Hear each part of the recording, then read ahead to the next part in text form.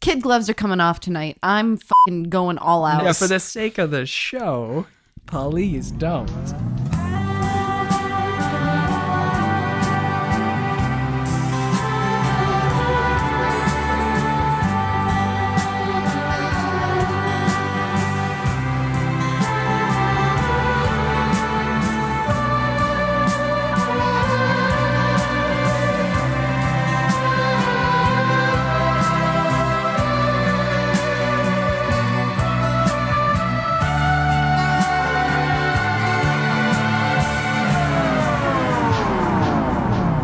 It is Frightday. This is episode 20. I'm your host, Byron, and tonight, we're finally doing it. We're talking about a movie called It Follows. I'm joined by the Queen of Cryptids. Oh, that's also awesome. a registered sea captain. Yes, I am. She can I saw the best former sign notary. today. She I'm navigates a former notary. the high seas I saw of a sign controversy. today that said, "Work like a captain, party like a pirate." Kelly is with us tonight. And Sam is here too. That was a good sign. Hi. Hi there. How's it going? So good. Yeah? Oh, it's great. You and I got a second to sit together and talk. We did. We really bonded for a Yeah, minute. we did. What you guys bond over? Sports mostly. I Mostly swore again. sports. Bleep that. Okay, I will. Please bleep it. Kelly, Yes. how you been? I'm decent. Decent. Yeah. I'm not supposed to Are you talk. crying? She's crying right now. I'm not crying. I'm just stressed about taxes, but I'm not supposed to talk about that because it's boring. Yeah, it's pretty boring. Yep, there you go. That's all right. You are right. What have you been doing to distract yourself from dreaded From tax taxes? season? Yeah. I've been eating lots of gummy twin cherries. Okay. I've been listening to one of my favorite podcasts, Blurry Photos. All right. I've been listening to Coast and studying up on creepy things like black-eyed children. Wait, what does that mean? Just exactly what it sounds like.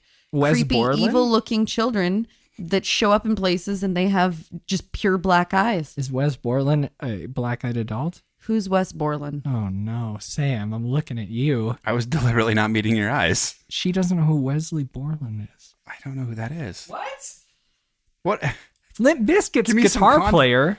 Okay, never mind. I feel totally fine with not knowing. Yeah, I'm you okay with guys are that the worst. Generation gap, obviously. Fred Durst. No, There we go. I grew up in the prime of Limp Bizkit. It's okay. I was a young kid. Sorry. Black-eyed children. Yeah, no, they're really we're on creepy. new metal now. No, they're really creepy. But I should point out, Durst made me think of that whole Jinx thing again. Oh, that Durst. Are you Right. are you caught up on Well, that? I'm crossing. No, I didn't watch any of it, but I found out what was really interesting. I was talking to my parents because they had actually listened to that episode.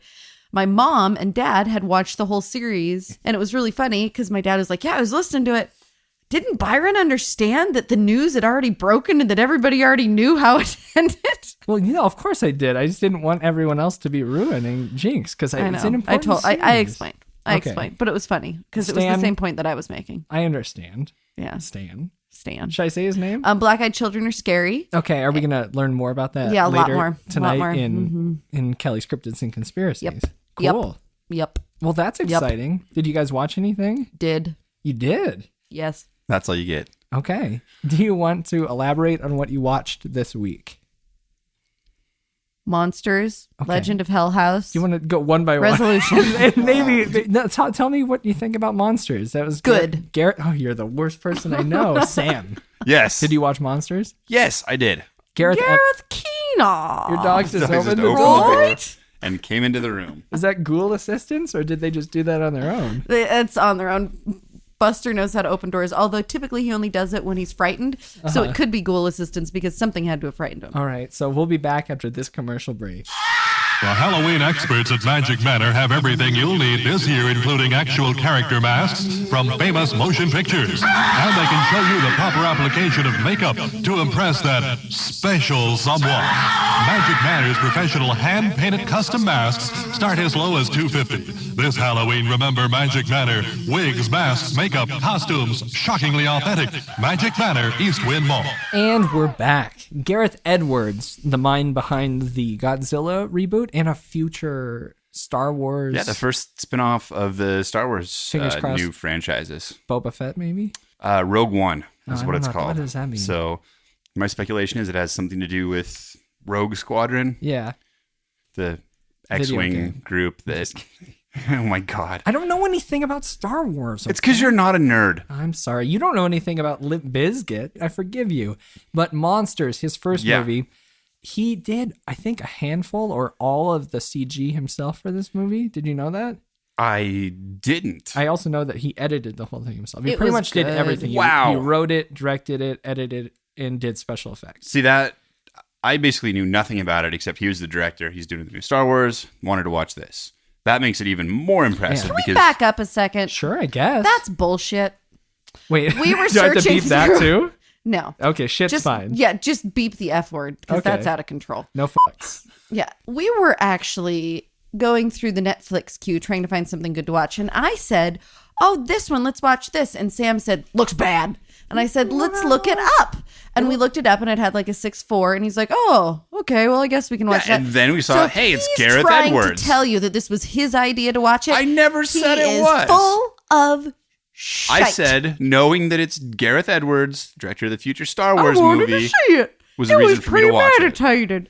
Can't I wait for that. said, can we watch this, Kelly? But he didn't. He didn't at all. It was completely If my it's over idea. 15 seconds, it's too much fighting. It has to be snippets, okay? Keep it quick. The fact that that Edwards did the editing, the visual effects, and what else did you say, Byron? He wrote it and directed it. Wrote, directed. I mean, that's Pretty much everything. So impressive to me. The visual effects were done very sparingly and well. Yeah, good use of budget and also the Jaws effect, you know? Like, Yeah. don't show the monster. Yep. And use practical if you have to be close to it. This was the big monster movie that Cloverfield should have been. You know, I haven't seen Cloverfield in a very, very long time. You know, seeing it not in the theater actually probably is a benefit because you Yeah. won't vomit. Oh, well, yeah, I definitely saw it in the theater when I did.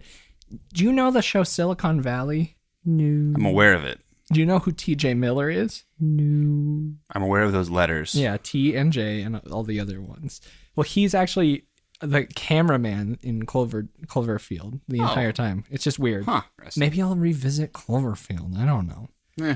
Another thing that happened this week, maybe not this week, but the trailer for the new Monsters movie came out a while ago, and I think it comes out on VOD this week. Yeah, the sequel. Yeah, what is it called? Dark Continent. Yeah. Monsters, Dark Continent. Oh, no. Ugh. So it's almost as if they just sold the soul of that film. Yeah. For It's a 4.6 on IMDb. Is that right? MDib gives it a 4.6? Well, And it's only has like 1,200 reviews, I think. so. none of the people associated with the first one. To me, it looks like Starship Troopers, Cash grab. and it's not what the movie was. So, What did you think of this one, Kel? I thought it was great. It felt like a really cool combination of like District 9 and War of the Worlds, and I don't know. It was very understated and so it has an indie vibe, you know? yeah, it did. It was a bit mumbly too, Byron. Yeah. It was a bit mumbly. That's my thing. Yeah. And there were tentacles. Yes. Mumbly plus tentacles. Is it yeah. on Netflix? Yes. All right. If you haven't Check seen her it, out. go watch it, and then go watch Godzilla, maybe? But guys before watch you it? do either, check out the review of the film on Frightday.com. It is on Frightday.com. Check it out. What else do you guys watch? We watched Legend of Hell House, which is the only film adaptation, isn't it, Sam? One of Sam's favorite horror stories, which Stephen is King. It's the only Richard one I care Matheson. about. Oh, Richard Matheson. Yeah. I thought it was Stephen King. What is it about? I don't know anything It's about basically it's a very classic haunted house story. Also, by the way, if you want to check out a review of The Legend of Hell House, it. Go and you review should- crazy at Yeah. Frightday.com. Yeah. Review. Of course. Okay. So anyhow, it's a classic haunted house story. Byron, that was you. That was not me. That's me. Sorry. I apologize. So this really old dude says he's going to pay these 4 different people to go to this notorious evil haunted house to try to gather evidence for the existence or non-existence of life after death. He's an old guy and he wants to know whether there's going to be something. So he sends these people off, and it turns out a number of years before, like 30 years before, there had been a similar group of people that went into the house and only one survived. And that survivor, Roddy McDowell. Roddy McDowell, who's awesome. So he goes with them to the house and then a professor of physics and his wife go to the house, and then this psychic medium lady goes to the house. So it's a little kind bit of a getting the gang together. Yeah. The Haunting has a kind of similar setup, not identical, but kind of similar. It's a Hammer film, and it was done really, really well. It's kind of, Richard Matheson actually wrote the screenplay. The screenplay in addition to the book that it was based on. So it's good. And I didn't think Sam had seen it, but now he's saying he had seen it before. I don't know. I think I vaguely remember seeing it when I first read the book, which would have been, I don't know, like probably 15 years ago. Yeah, and I watched this when I was a wee little munchkin with my pops. It was good. I love the book because it's Richard Matheson's Hell House and Shirley Jackson's The Haunting are the only haunted house books, period, as far as I'm concerned. I've never read a book. Yeah. Mm-hmm. I've never read a book. So can we quote that? Can we use that as our opening instead? Never read a book.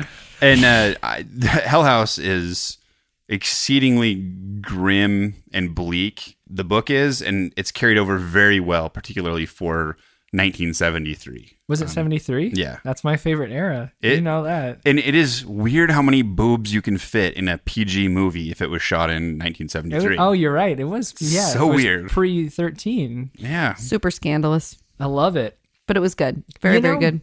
It seems like a sweet gig going into houses and just investigating ghosts. They do it all the time. Yeah, but they're always movies. spiders or... I mean, they're don't like downsides. All kinds of spooky ookies. See, I don't think it's an easy gig. That would scare the so many ish out of me. mansions. So scary. Mansions on mansions. I'll take the Yeah, jobs. and you can just break stuff and blame it on ghosts. I'm all in. And I should watch that. What was it on? Was that Netflix as well? It was. Cool. Legend It of Hell was. House. For a period of grimness, like there's nothing on Netflix right Yeah, now. we And found they- some nuggets. Some gems for sure. Yeah, and it actually carried even farther. We watched Resolution as well. Finally. Following up after our spring-a-thon. Yeah, we wanted to dig a little deeper into the mind behind that awesome show. That's the first film by Justin Benson and Aaron Scott Moorhead. I think so. What'd you think? Really liked it. Very unique. Very, very unique. It's another. That's the cool thing about these guys is, and in tonight's movie as well, their original concepts. Yes. The plot of Resolution hasn't been done before, No.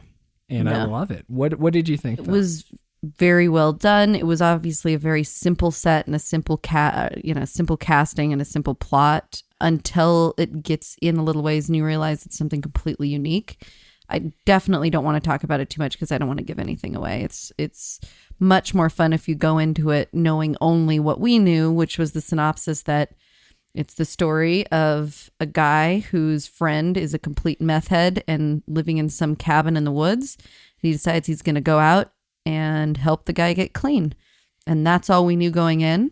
But we saw that it was called a horror movie and you had recommended it to us. Mm-hmm. And going in with just that knowledge made for a very enjoyable experience. And the cool thing about this, if anyone else decides to watch this, is it's fun to talk about what you think actually happened. I watched this with a friend over the internet and we had a pretty spirited discussion back and forth about what we thought happened in the end. You guys still friends? Yeah, of course. Nice. It wasn't that spirited, but it was fun. This movie's really great. Yeah. And also on Netflix. Yeah. Yeah, highly recommend it. It's hard to say too much about it without spoiling it, but there were definitely moments in this film that gave me a little shiver, which doesn't happen very often. It doesn't happen to Sam, and it wasn't too cold? It was chilly, I would say. Yeah. But I think that the shivers were maybe from the movie. They were from a feeling. Okay. So, and what happens So it's uncomfortable. is in the dermis, the hair follicles constrict and make the hair go erect. Is that what happens on the cadavers? Hey, man, come on now. I had a rough week. Let's just do a show of hands right here. Uh-huh. You'll have to take our word for the show of hands. How many people this week handled human carcasses more than casually? And there's one hand in this room. It's attached How to many Byron. death people did you? I touched 2 bodies this Did you week. say death people? Death Do you people. mean corpses? So I've been taking an EMT course for the past month or so, and this weekend I had cadaver lab, and that was pretty interesting. That's about as horrific as my week got. Did it bother you more than you thought it was going to, I Byron? mean, No, I became pretty quickly accustomed to the situation. I adapted. But yeah, I didn't know that bodies looked like pulled pork. Like it's kind of that gray-brown color. Okay, well, that's enough. Let's move right along. I expected more for it to be like the reddish spaghetti type. Called it pulled pork? There's nothing I love pulled pork. Stop it. It's like, so was it a five senses You just made me type say lab? the F word again. Now you got to bleep it again. okay. But that's a thing that happened. I was pretty busy this week. I ended up watching season 1 of Garfunkel and Oates, the IFC show, to kind of make myself feel better. Kate McCucci always makes me feel better. She's adorable and I love it. But Ricky, the other half of Garfunkel and Oates, she just so happens to be in 2 horror films, so that's kind of horror related, right? She was in Which You 2? bet. She was in the remake of Last House on the Left and Hell Baby, which is that horror comedy from I think 2 years ago. Rob Corddry is in it. It's pretty good. It's a fun movie if you haven't seen it. Okay. I also watched a kind of interesting documentary it's like an adapted play. It's a weird thing that I found on Netflix called Charlie Victor Romeo. Basically, it's the script from black boxes of aviation accidents. Oh. And they like recreate it in like a black room with just the steering Kind column. of a creepy, cool idea. Like some of them they land and some of them they don't, and it ends pretty abruptly and loudly. And I was trying to sleep to it, but it was kind of interesting. But it was adapted from a 1999 stage play, which I did not know going in. It's kind of interesting. Not horror. I didn't watch any horror this It's week. definitely kind of out there. Yeah, but that's also on it out. Netflix. So much Netflix. Yeah. Which is weird because I think we were just complaining before this that there's nothing good on Netflix. We've really dried it up now. Yeah, this is it. Now we've done it. The well has been Well, hopefully they get some Run new fully stuff soon. Yeah. because they were Animal. Stop Animal? it, Netflix. Oh, they We're not going to watch Animal. I'll assign it to someone. One of our Frightday writers will be reviewing Animal, the movie that Netflix wants every horror fan to watch very badly. Because I think it's too bad for me, but not bad enough for me. It looks like a mix between Tremors and Feast. It's just, I don't know. I don't know what it is. It's like if Redbox kept delivering the same movie to my door. I still wouldn't watch it. Stop it, guys. And there's no way that we would all be getting the same. 4 like, point- oh, you may check this out. No, that's paid. That has to Yeah. be. All of that aside, I don't know how to segue into the news.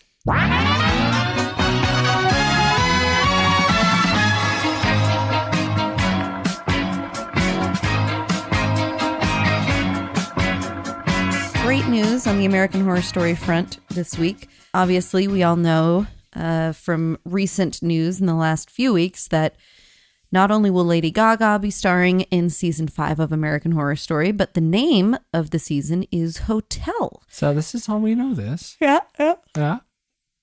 So what's the news? Excuse me, it is past 10:30 though, you know. I told you guys. What's the news? So the new news is everybody had been talking about this clue that Ryan Murphy had specifically pointed people towards that was showing up in season 4, and it was this old-fashioned looking top hat on a white paper cup. Okay. And everybody had these crazy theories, something to do with aliens, something to do with, I heard Abraham Lincoln, aliens, like military operations, all these different things. And then when Lady Gaga came out and said what the season was going to be, obviously all of those rumors were put to rest. However, there was still, for most of us at least, a little bit of question, well, what the hell was the top hat? What did the top hat mean? So it's now been unveiled that the top hat is actually a really obscure reference to a 1935 Irving Berlin film starring Fred Astaire and Ginger Rogers called Top Hat. And this movie takes place entirely at a hotel in London. And a couple of things, who knows whether these will play in. Well, one of them plays in. I don't know whether the second one plays in or not. But first off, the closing number of the movie is a dance number, obviously, with Fred Astaire. But he uses his cane, pretending like it's a gun, and like shoots at all of the backup dancers. It's like this really weird That's not normal for Freddy. No, not so much of a normal Fred Astaire thing. So kind of weird. And then the other thing that's a definite connection is there was an Academy Award nominated song from the 1935 movie Top Hat called Cheek to Cheek. Many people have heard this, Dancing Cheek to Cheek. And that is also the title that Lady Gaga and Tony Bennett used for their duets album. So that was the direct tie-in with Lady Gaga. Get out of town, Jaja. Yeah. She's planning ahead. Yeah. The Murphy Jaja long con. Yeah. Yeah. That's kind of interesting. Yeah, it is interesting. So I'm hoping that it is also maybe at a very old school hotel, and I've heard hints of that already because that's going to make it super cool. So your fingers crossed for like 1930s. Mm-hmm. And you love period horror, Byron. You know me. I love a good period piece. Mm-hmm. But I didn't mind Asylum, and that was based in when? The 50s? 40s, 50s, 40s? maybe That was even fun. 60s. I like that show. I still haven't finished the Freak Show season. Haven't even started the Freak Show season. So we've got some time. Mm-hmm. We'll see what happens. Great. What other news What is other going on, news? guys? Well, I've got some stuff to tell you guys Let's hear it. about Leatherface. Let me sit down. Leatherface, you mean that prequel? Yeah, Leatherface is the prequel to my sister's texting me. She's blasting off all kinds of question marks. Why is she doing this? No, Do you want me to respond for you? I'm a No. good texter. that's okay. So it's a prequel to Texas Chainsaw, same production team that did the last masterpiece, Texas Chainsaw 3D. I don't know if either of you saw that. Didn't. I mean, it's fine. It's fun enough. I don't know. That's not the cool part. It looks like Steven Dorff is going to play a Texas Ranger. I like Steven Dorff. And it is going to be centering around not just one teenage psychopath, but 3. So this is going to be a mystery in a way. They're going to try to like run through the whole thing with these 3 psychopaths, one of them being Leatherface. But it looks like Angela Bettis, who played May in the movie May, and she was yeah. she was in The Woman, and she's in that new USA show Dig. I don't know if you I haven't seen it, but I know about it, yeah. I'm familiar. It actually looks less terrible than most of USA's yeah, it's the shows most do. confusing USA promo I've seen. Is this? It looks kind of interesting. Mm-hmm. It's got those Lost vibes, Yeah. also a little bit of darker. National Treasure Yeah. Book of Secrets. She's going to be playing Leatherface's mom, Verna. The movie's going to begin shooting May 18th, and they've released the tagline, which I'm not super thrilled with. Oh, but no. The monster lies within. Looks like we've got ourselves a prequel, guys. Is it still the director team that did Inside? Now, Kelly, since you've seen Inside now, how do you think these guys are going to do? It's probably not something I'm going to be super interested in since I don't revel in the notion of watching other people get tortured and pregnant women Isn't get this a horror podcast? cut apart. I think and it is. This was a yeah, horror podcast. ghosts, aliens, monsters, love them. But these are the monsters within. Yuck. These are leather faces. Boring. I hope it's as grim as the original Texas Chainsaw and as dark and gritty as Inside as well. I'm excited. Sam, how about you? Anything on the horizon? Yeah, so I was excited to find this one out, and I'm sure you were too, Byron. Kelly, probably not so much. Maybe. But Rob Zombie's 31 has been picked up by Alchemy for release in North America, which is great news because Zombies movies have always been plagued by releasing problems. Yeah. Well, I guess Devil's Rejects and Halloween. They probably. followed a little bit easier routes. Yeah, but House of a Thousand Corpses made up for it, and Lords of Salem.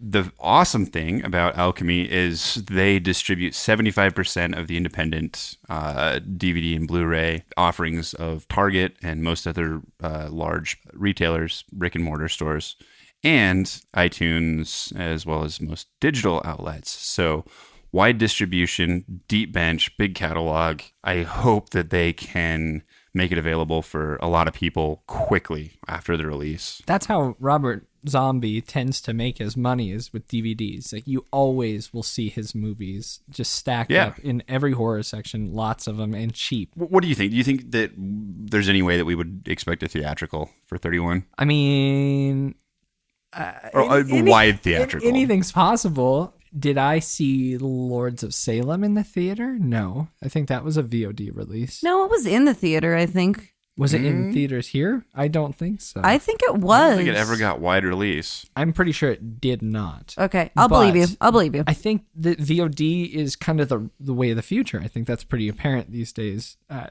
Spring was a VOD release, and that's one of the best films I've seen in a very long time. I don't think that's a shame that it would go that route. Not at all. And we were actually just reading that article in Forbes before we started that the author was taking back a previous article of last week about how It Follows was a failure, and he had went on to mention the success of basically the great horror of 2014 was all VOD, and specifically he mentioned Sacrament, Stage Fright, and can't remember the third one. Yeah, but doesn't matter. It was a good point though that he made that VOD saved horror in 2014. Like, personally, I'm still the kind of guy that's going to buy DVDs. This distribution thing is great, but I don't think a theatrical is necessary, and I don't see it in the future for this. A crowdsourced movie that's been getting pretty minimal attention. I don't know if that's strategic on Rob Zombie's part, but he has been consistently rolling out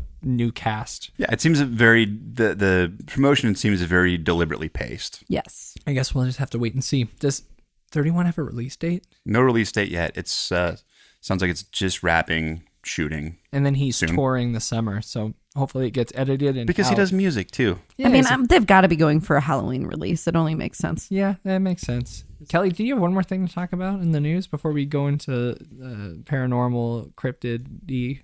Cryptididy? It's Cryptidity? I think it's Cryptidity. Yes, I did. So I talked about this movie a little while ago because it's from the same director as my favorite movie of all time, Drive. Classic. Absolute classic. The horror film that Nicholas Winding Refn. What? Refn? R-E-F-N? Okay. Yeah. Refn? Uh-huh. Ref. He's never going to be on the show now. Thanks. Refn. Uh-huh. So that horror movie that he's making called The Neon Demon, again, he's back in LA, which is cool because that's where Drive was set. It came out this week that actor Charles Baker from Breaking Bad is going to be in the cast. Who did Charles Baker play in Breaking Bad? Huh.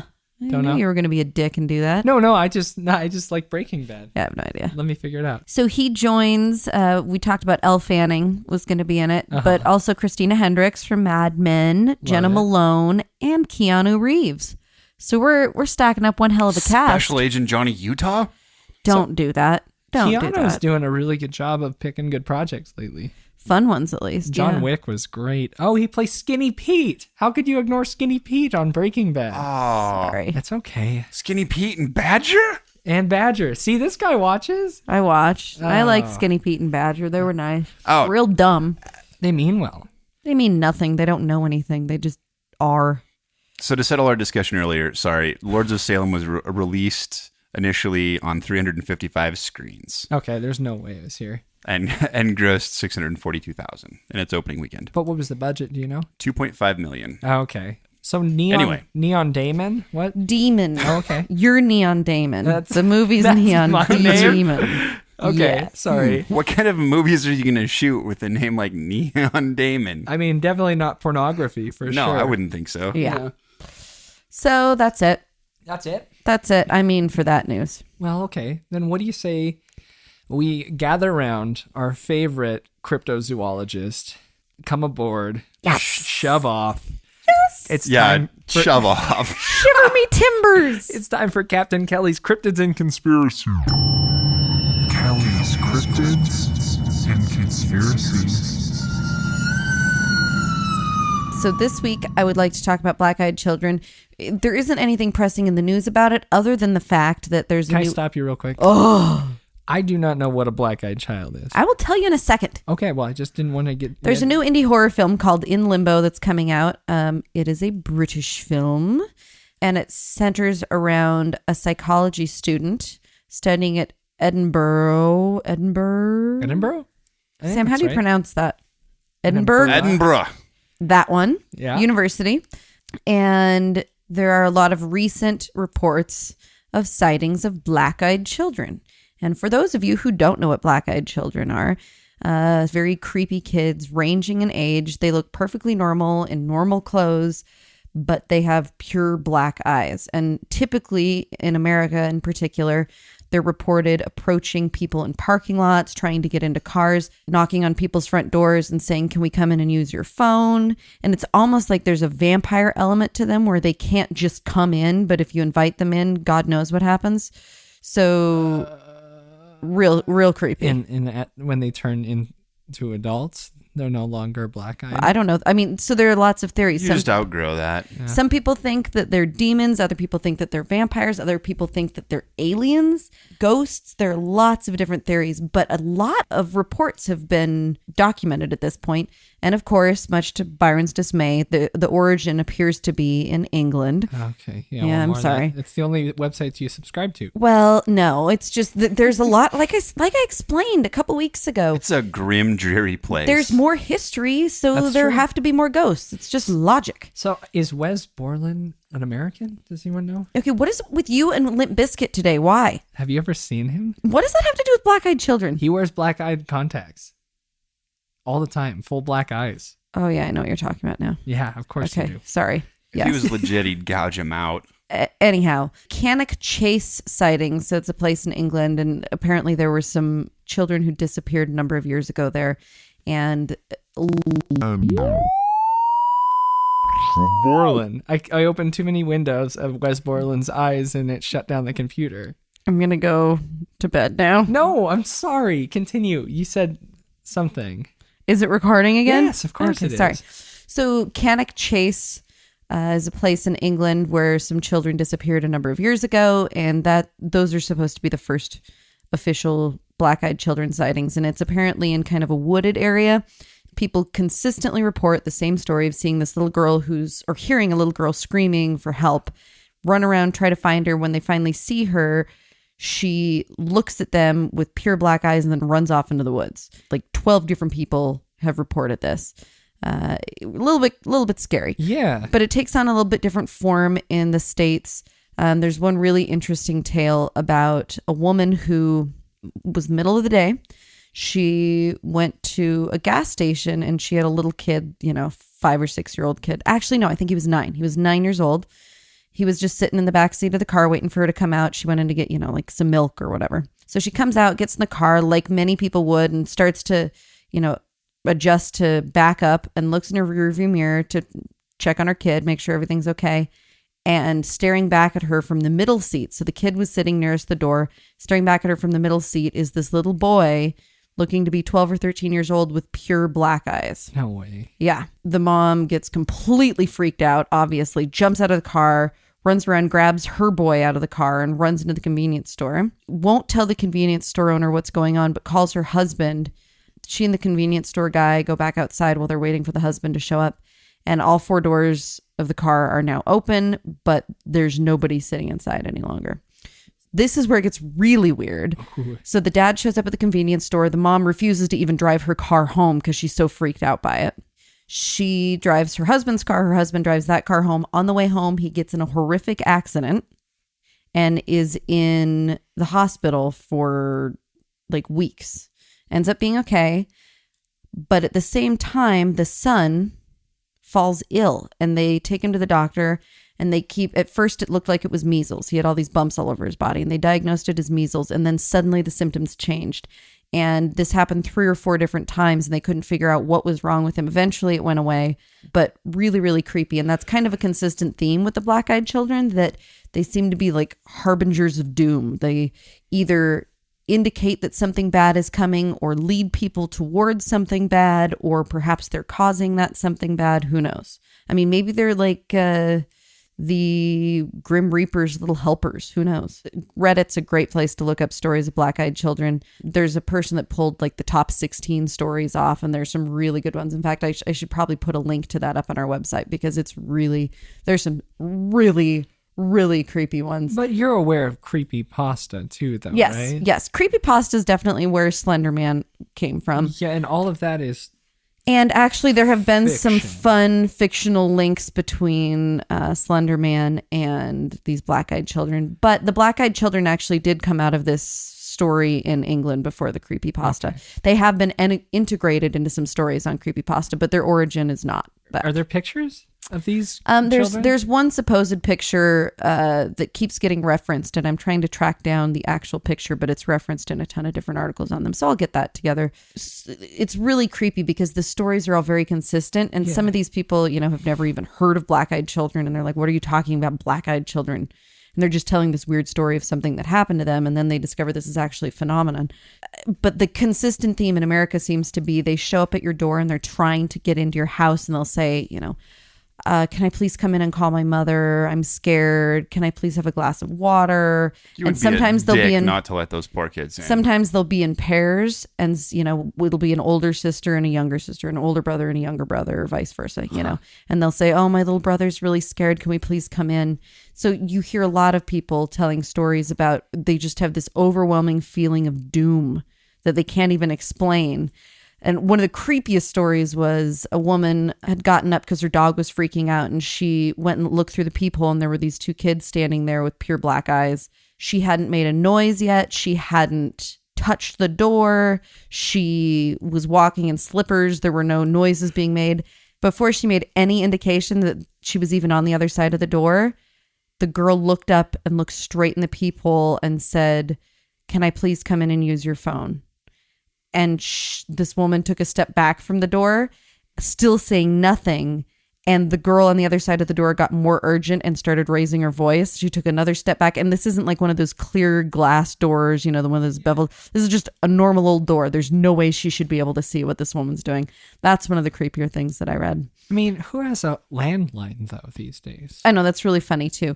Which, one of the other stories I read, the woman actually brought that up. She said to them, you know, don't you have a phone that you can call your mother with?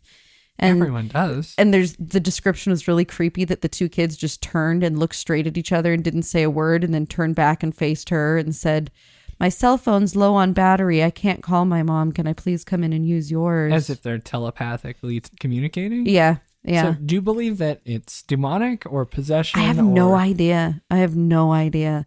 Literally, it does seem creepy that in so many instances they seem to be associated with horrible things happening. I don't know what they are, but I know they're scary as hell. Is there enough sightings for me to make an infographic for the website? Yeah. All right. My God. That might be fun. Yeah. Or a listicle. No, they're a hardcore thing. There was a big, in fact, it ended up being either a 2 or 3 hour segment on Coast to Coast last week with a guy talking about detailed reports of black-eyed children. So this is a relatively new it started in the 90s, really, but it's kind of, there's a big resurgence actually this fall, England.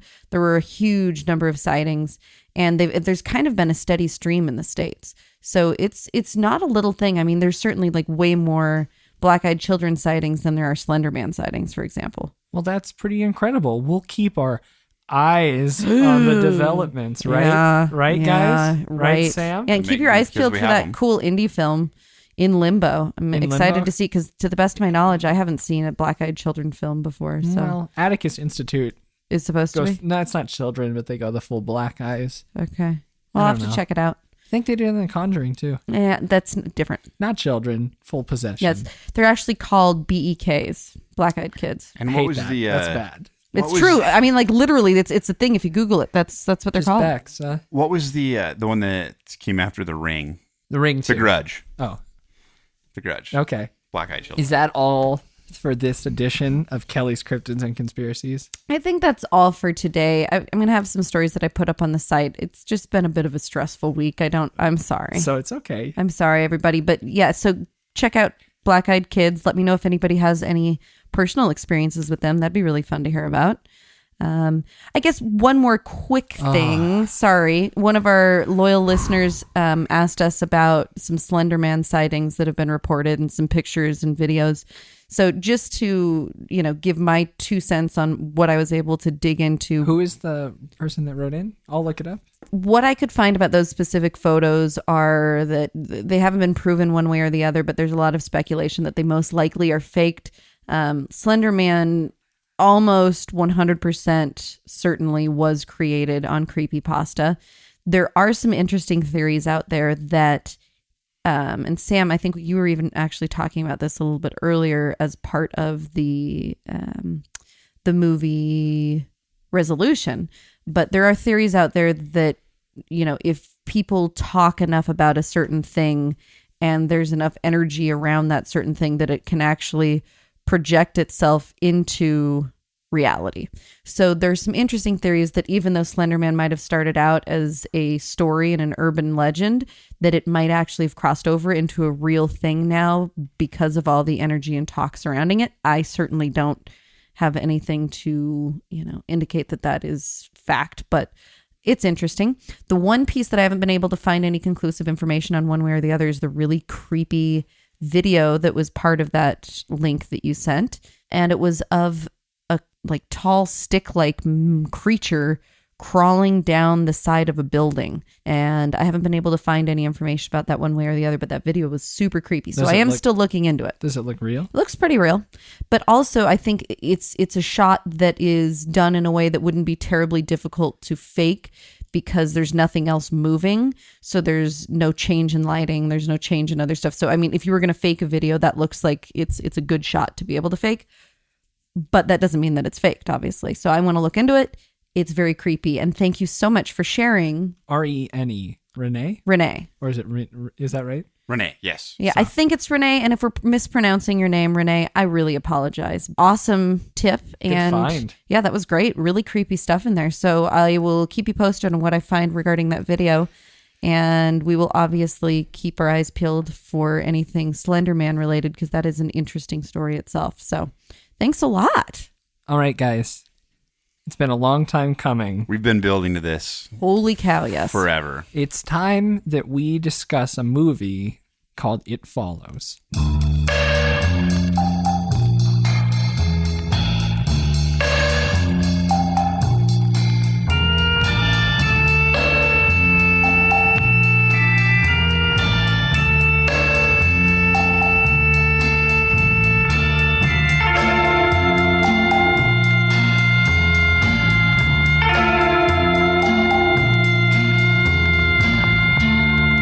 We hope you're enjoying your visit here this evening. Now, on with the show.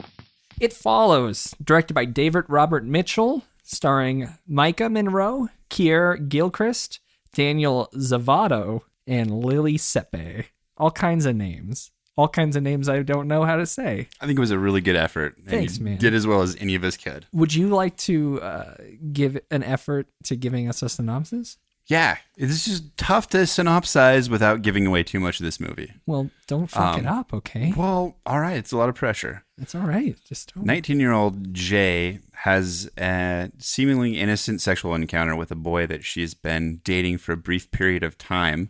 After she has this experience, she starts being plagued with visions, maybe something more substantial than visions, of something that follows her with the most evil of intentions. It follows. It does. Yeah. It follows. So, guys, I don't usually start this off, but I think everything about this movie requires a special approach. Yes. So I prepared a little something. Let's hear it, Byron. So a lot of people have been calling this movie the scariest film in 10 years and a modern classic. And they're kind of right. And by kind of, I mean absolutely right. Which is weird because they're people. Yeah. This movie has a mesmerizing pace. It's got a consistent looming dread that just soaks from the beginning throughout. I don't think I took a breath the entire movie. I wasn't aware of any breaths until it ended. It's beautifully shot. It often nods to the original Halloween and a lot of John Carpenter things. It's got dreamlike pans mixed with really cool wide static shots. Everything is just beautiful, perfect. The acting is fine, but that's not so important. The original premise is the star of the show in this film. In a time of safe premises and reboots, this film isn't just a breath of fresh air. It's 100% oxygen at 15 liters a minute delivered via a non-rebreathing mask. Oh, Byron. I couldn't be happier right now. This movie is near perfect. Oh, that was like a love letter, Byron. I'm so happy that we finally got to see this. I am too. I It was wonderful. More. Now, I don't mean I didn't mean to say all this. No, that's good. Oh, it's good. I'm crying. It's Byron's. This is the most emotional I've ever seen Byron. Byron's in love with this movie. I think actually, literally. I don't even think that's. I'd like to date it. Yeah, I think so. I'd like to court it, and I'd like to wed it. Okay, that and Barrett's children. was creepy because wed sounded like wet. Oh, okay. I heard wed. Kelly, how did you feel about this movie? Loved it. You loved it. My favorite pieces of it were that it felt very similar to how I would probably, well, it was a little less, people were freaking out a little less, but just in terms of a more realistic interpretation of how people would react to a terrifying situation. It actually had tones of movies like Goonies to it. Not nearly as goofy, obviously, but I would say Goonies and Stand By Me, for me, capture that childhood... Capers. Yeah, like this energy and this... I don't even want to say fearlessness, but you don't quite understand enough of what's going on in the world that you're completely jaded yet. I feel like those movies captured that feeling very well. And this, even though it had a different tone, it was not goofy or funny, still carried that really wonderful childhood experience with it, which is really ironic given the subject matter, right? I mean, it's about a chick who's having sex with a guy and gets an STD. But despite that, it still has this sexually transmitted demon. Yeah. Yeah. But despite that, it has this really Nice. cool tone. And for me, that's what really drew me in from an emotional level.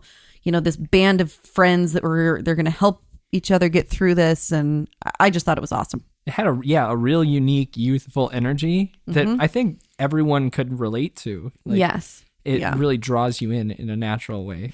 A lot of the movies, when they portray youth, like last week I talked about All Cheerleaders Must Die. And even with Muck, No. like even those movies, they cast these like people in their mid-20s, late 20s to play these characters. All these characters were, I think, young, at least like They looked really young. they looked young, and it felt pretty authentic. In fact, they looked young enough that I found myself in the movie looking for clues as to really how old they were, because they could have sold me on the fact that they were high school students. They could have sold me on the fact that they were college students.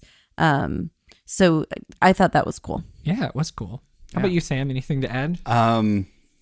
Yeah, A lot to add. I mean, that's going to be the hard part about this segment.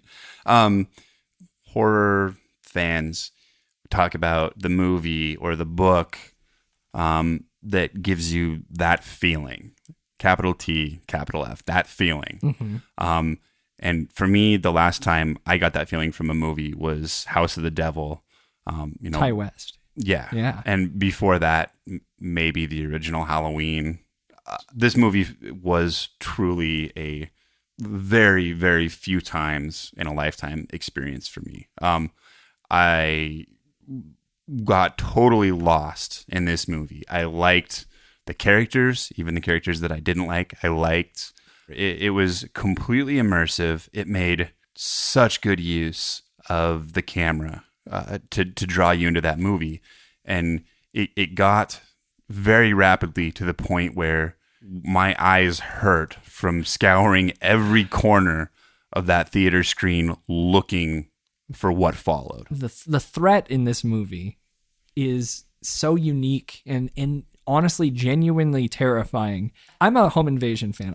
That shit scares me. So you would make Byron's day if you would just crawl through the window with a knife. Oh my god. Well, I'm just saying this is like an amped up version. I'm way more afraid of this constant looming figure that's always there and always following you. The and inescapable, not even sleep, like with force of nature. With Nightmare on Elm Street, at least you're safe when you're awake. Yeah. This is an endless, constant dread, and I felt it through the screen. Kelly rolls her eyes. No, it was. It really was. I think that, I always worry about giving reviews like this because one too many times in my life I have been too enthusiastic about something, and then somebody goes, well, it probably would have been good, Kelly, if you hadn't built it up so damn much for me.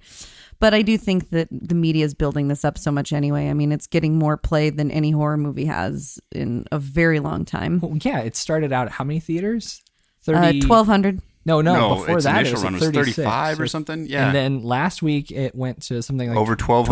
1,200. and then they're extending it even more. Like this another week. 600 this week. Yeah. Yeah. So Yeah. this is a deserved thing. Yeah. And this isn't just, we're horror fans. This is a normie film. Like 5 of my friends called me to ask me to go see this after I'd already seen Oh, it. That gotcha. gives me the warm fuzzies. No, it's incredible. Though. Yeah. It's great to see normal people responding to something like this. Yeah. And this is the one I want them to go see. I don't want them to go see the Texas Chainsaw Remake. You don't want them to go see Martyrs? I would love for anyone to go see No. Martyrs, and Bad I'll go idea. with you. But Bad idea. This movie is art from any perspective. Especially perspective from a wheelchair. That whole scene That was was a good perspective. like, even though that was like the still image that was first released was this. But everybody, The but I girl had in the no idea the wheelchair. context for it, so No, it was still. And they held on it. It's almost like a static GoPro shot. And when they start wheeling, like the shock that you get that the camera follows with you, it's incredible. The moments that they shot that really gripped me are the wheelchair, and then there's a couple like pan spins. the 360-degree spins. Yeah, that And let you you just know, don't know what's off that next little movement of the camera, or what it left behind, or what came out of the door after it scrolled past. It really contributed to the paranoia for sure. Yeah, the spinning shots. the fact that it feels almost like a dream. And I was reading an interview in AV Club regarding the era. You maybe should say something about that real quick.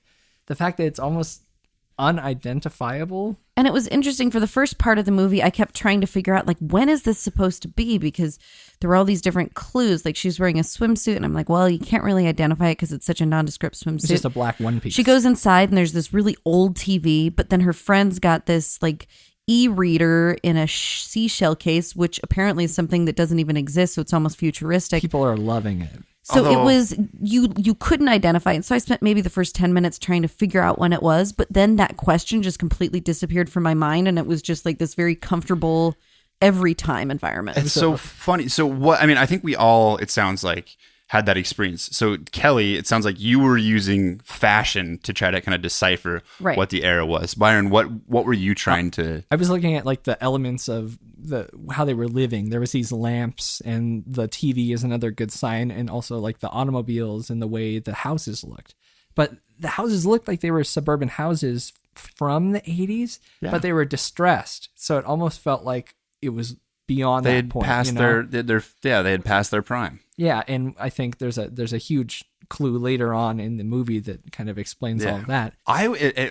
At one point early on, I was wondering if we were even on Earth. Honestly, like if I it wasn't agree. a parallel, a parallel plane. It was very surreal. I think that removing the era, and they also throughout the whole movie, there's no pop culture references in this entire movie. There's no when they watch TV, it's either it's like royalty free, black and public white. domain. What it does by removing the pop culture and removing the era is it makes this movie timeless. It does. It's going to be up there with all the classics in the future, and I think that is kind of amazing that they could look at this movie from that perspective. that there will be no anachronisms to take people out of this movie. When you talk to this younger generation that's coming up, they're like, well, last house on the left, why didn't she just use her cell phone? Because fuck you, kid. Exactly. There's just no references that you need in this. So regarding the era it takes place, this is from an AV Club interview with David Robert Mitchell. It says, there are production design elements from the 50s up to the modern day. A lot of it is from the 70s and 80s, which is like the cars and all that. The e-reader cell phones, or shell phone you're talking about, is not a real device, which is pretty obvious, but it's a 60 shell compact that we turned into a cell phone e-reader. So I wanted modern things, but if you show a specific smartphone now, it dates it. It's too real for the movie. It would bother me anyway. So we made one up. And all of that is really just to create the effect of a dream, to place it outside of time and to make people wonder about where they are. Those are the things that I think happen to us when we have a dream. It's funny. He didn't need to explain any of that. That's all. It's on the screen. That's how that's what I got from that movie. Any specific moments in this movie that really got you? If my nostalgic side, the relationship between what's the friend's There's name again? Jay and Paul and Greg. Paul. Okay. Paul was the one that really, I'm always rooting for the underdog and the nerdy guy. And I just thought his relationship and his desperate attempts to try to help her were really, really sweet. And I could really relate to that. And I've heard a lot of people call him the creep. But no, like everything that he did was really innocent and kind of genuine. It's Greg was the just- creep, It comes obviously. from an awkward crush. Exactly. And I thought that was portrayed really well. And that adds on to the whole like youth. The This youth is- thing. It is. I mean, it gave me, it was like combining the really awesome fun feeling I get when I watch Goonies with the fun feeling I get when I watch a horror movie, which is kind of the best of two of my favorite worlds. We've talked about the all-pervasive dread that you feel, just that wrung out sensation at the end of it. The music. But holy shit, the jump scares. Oh my God. And yeah, they're not your traditional amped No. up Dolby Digital jump scares. Yeah. These are visually shocking, but they don't make you And they're look away from this. so subtle. Yeah. When they do end up using effects, which is very, very minimal in this film, like that scene where the door gets kicked in just a little bit and the wood explodes in. Yeah. So effective, but so subtle. Like Right. any other movie would be Over the top. unrestrained and blow the whole door in, you know? Yeah. And the one scene where it grabs the hair Oh, God. and you finally see that this is something that actually Can have a tangible- physical impact. Yeah. that's so effective, but it's just a small little moment. The same scene where the little piece of the door breaks in and you see it is coming towards her and then it changes and suddenly you see that big figure. I don't Oh wanna my give God. anything away. Yeah, no, I know that. Well, obviously. Yeah. Yeah. But I mean, that, These- like, I literally am getting goosebumps thinking about it right now. They're just nightmares. It's not the kind of movie that's gonna show like a man with no face or like blood spraying out of his neck. It's not. Right. It's not that kind of movie. Right. It's not one that makes you turn away from the screen. It's one that you're locked in. It created really a complete world for you as an audience.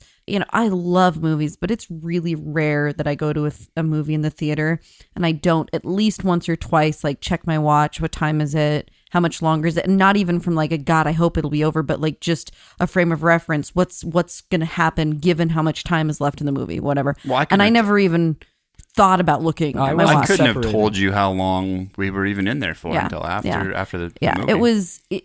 I mean, we keep saying immersive, but it really was completely immersive. And this is not a slow burn, Just because there weren't axes swinging in the first 3 minutes of it, but there kind of is in that way. metaphorically, They- yes, they absolutely. do open the movie with that first, with a bang. but they did it and they backed away gracefully. It's great. We're really Gushing.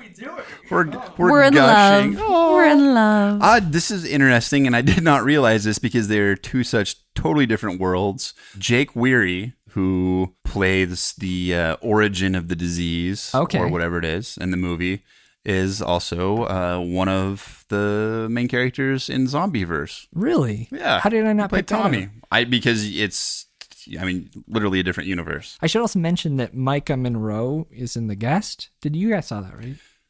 Maybe. No, I know what it is. We have to. I know. You It really looks should. fantastic. We need So to watch it. She is doing some really cool stuff. She's making good choices.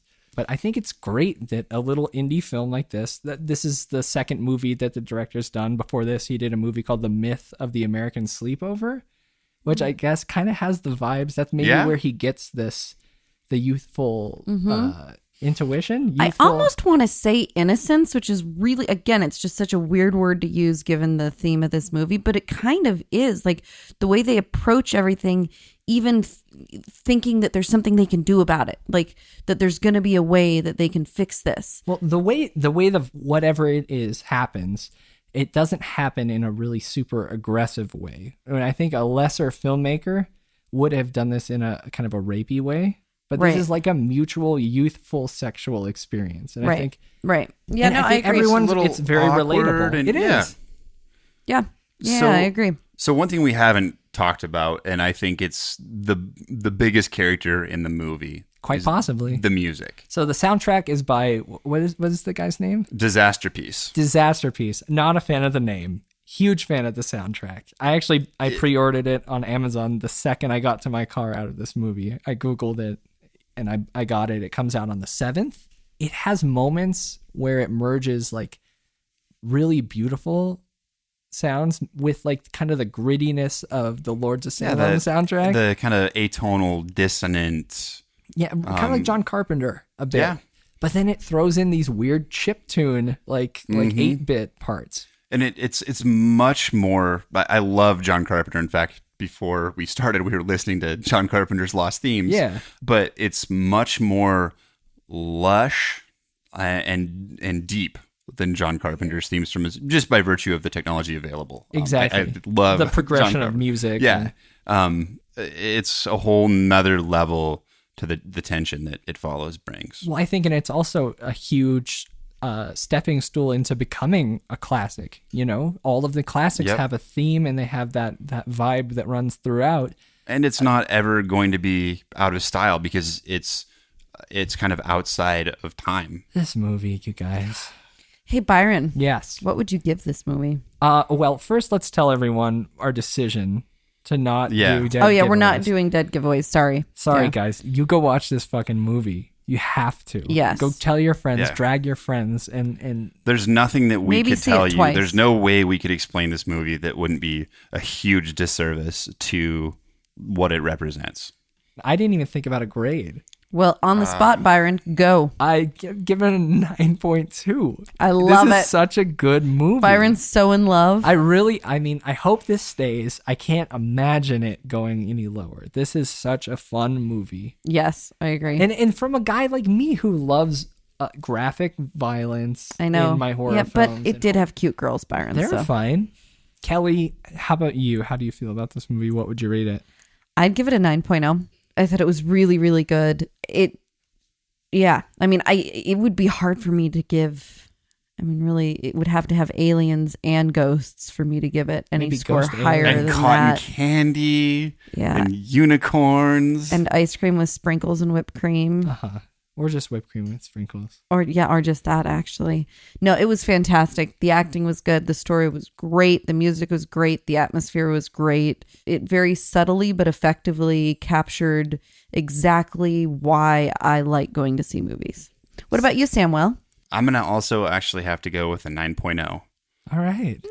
Match made in heaven. Honestly, I don't know what could have been done to elevate it farther for me.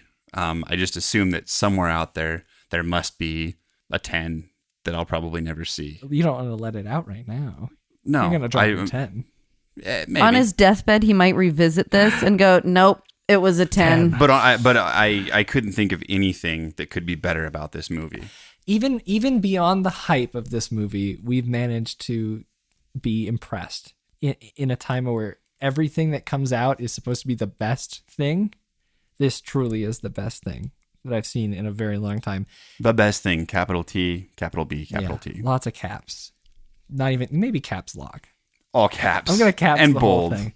So guys, we have some decisions to make. And this has been our review. Do we of ever It watch Follows as movies well. after this? We're gonna attempt to watch some more movies. We could quit now while we're ahead. But we're gonna talk about another movie next week. How do you guys feel about Backcountry? I feel like it looks good. I hear that it does for the woods what Jaws did for the ocean. I've heard that. And I live But much I really- closer to woods than I do the ocean, so absolutely. But I really like Ghoul too. Ghoul is an option as well. We've got a kind of a full schedule. This is gonna be fun. We stumbled for a bit in the muck, but now we're out. We're going good places. We're running full sprint into the spring. It So, follows bodes so well for this year. probably Backcountry next week. Go to frightday.com. We're probably going to have some merchandise up there pretty soon. Some cool spooky shirts. Yes. Some pins. Yes. I'm making a pretty cool Norman Bates fan club pin. It's Oh gonna my be fun. God, that's awesome. Follow us at Frightday on Twitter. Kelly, where can we find you on Twitter? At Kelly Frightday.